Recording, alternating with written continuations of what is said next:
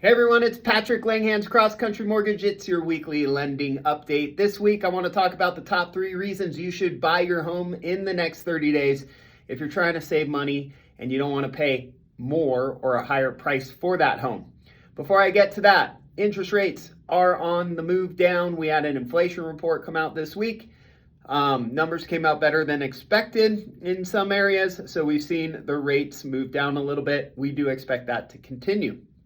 I have a big class coming up on February 13th, all about our CCM, Cross Country Mortgage Portfolio, or non-QM loans, whatever you want to call them. These are make sense loans that we can get done outside of your normal Fannie, Freddie, FHA, VA guidelines. So when another lender says no, or a client doesn't think they qualify, send them over to us. We may be able to get them into one of these portfolio programs and get them approved. So don't walk away from a deal. Mark your calendars, February 13th. I'll get you details on time and location later.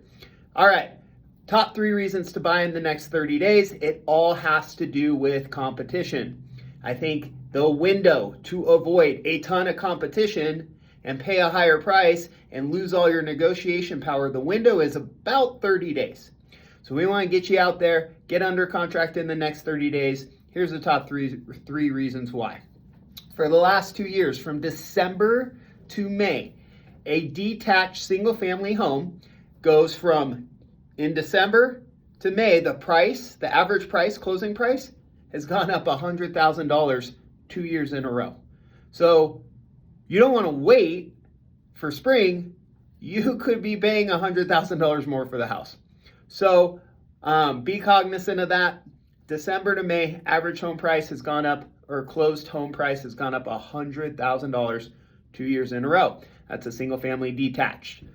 Second reason you want to buy in the next 30 days is competition and negotiating power. So you have more negotiation power the longer that home that's for sale has been sitting on the market without going under contract. We measure that by average days on market. And for the past 2 years, actually even longer, pretty much every spring, average days on market for homes drops by at least half. So like last year in December, average days on market was about 50, and then it dropped to about 25 in the spring.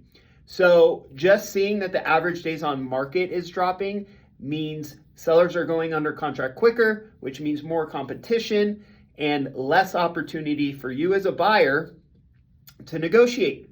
So next 30 days, prime time, average days on market still a little elevated. You can probably get a good deal and negotiate some great closing cost credits, rate buy downs, all that good stuff. Last reason you want to buy in the next 30 days is we are expecting interest rates to go down. Now, if you're a buyer, this is bad. The reason is as rates go down, you're going to increase competition. Again, more competition means less negotiation power, higher prices, more money out of pocket for you. A 1% drop in rates could increase the buyer pool by 5,000 people. So 5,000 more people out there looking at homes. We only had 5,000 homes for sale at the end of December in the 11 Denver metro counties. So what if we add 5,000 more people to the buyer pool? It's going to be challenging. You're going to be competing.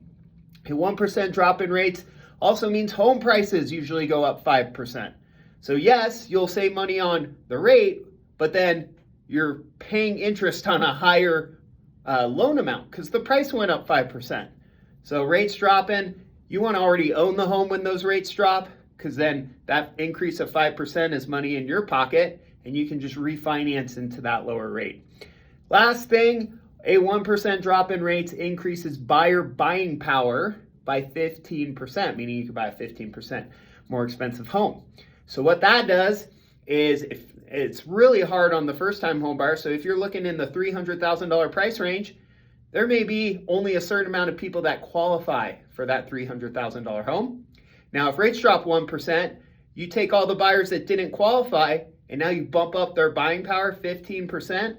You just added a ton of competition to your price point because a lot more buyers now qualify for that price point because rates dropped. So I hope that makes sense. I think you should buy a home when you can afford it. You shouldn't try and time the market, but I do hear a lot of people say, oh, I'm waiting till the spring to buy, which could end up biting you in the butt a little based on those 3 things we just went over. If you have questions, let me know. I'm available this weekend. Let's get some people under contract. Hope you have a great weekend. I'll talk to you soon.